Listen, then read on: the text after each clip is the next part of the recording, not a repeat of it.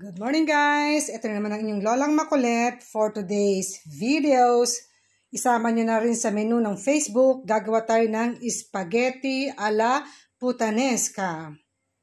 Ang mga ingredients po niya is or are capri, anchovy, olives, and dried tomatoes. Siyempre, kung doon sa mga vegetarian, pwede nyo nang hindi isama itong pancetta or sliced bacon. Siyempre, ang tomato sauce, at ang pepperoncino picante. Itong sliced bacon, optional po yan doon sa mga vegetarian. Pwedeng hindi nyo na pong lagyan ito. Okay?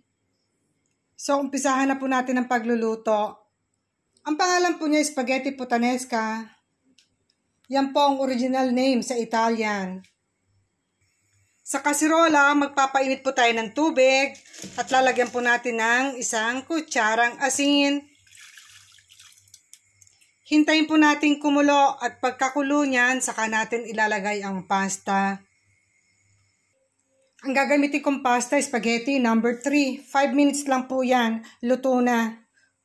Habang hinihintay natin kumulo ang tubig, maglagay na po tayo ng kawali at ng olive oil.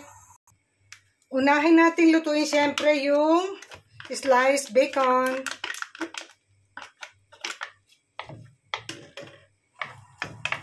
Wait lang po natin siya until golden brown.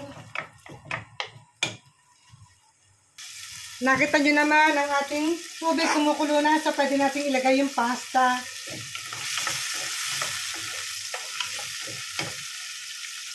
Wait until golden brown lang natin itong ating pancetta. Okay. Isunod natin yung olives. Yung olives, hiniwa ko siya ng maliliit, ha? Hindi ko siya nilagay ng buo. Hiniwa-hiwa ko. After ng olives, few seconds lang ang halo-halo niyan. Ayan, na-extract na natin yung aroma ng olive at saka ng bacon. Ihulog na natin yung sliced dried tomatoes. Habang hinintay natin kumulo ang ating pasta, ilagay na rin po natin ang ating capri.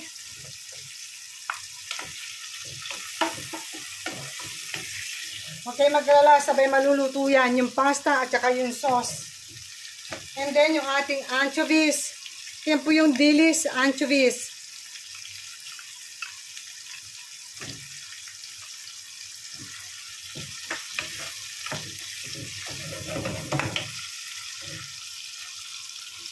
Then, ilagay na ho natin yung ating tomato sauce.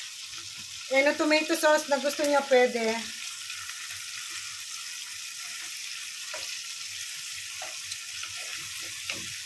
Tinatansya-tansya ko lang ang luto ko, ha? Alam niyo, ang lola niyo, mahilig sa tansyahan. Then, kung gusto niyo na maanghang, pwede niyo lagyan ng chili flakes. Doon sa mga ayaw, optional din po yan, pwede niyo hindi lagyan.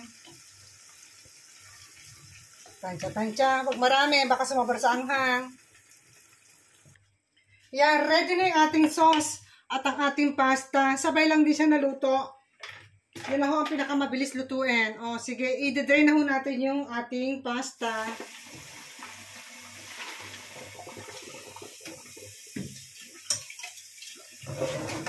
And then, ihulog na natin dito sa sauce.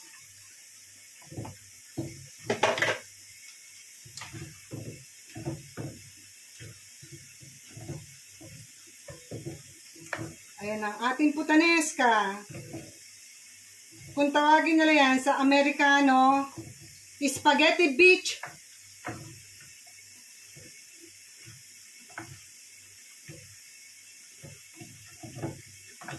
Sa Italiano, puttanesca. O, kita nyo ba? Ready na ang ating spaghetti alla puttanesca. Ito na ang ating spaghetti alla puttanesca.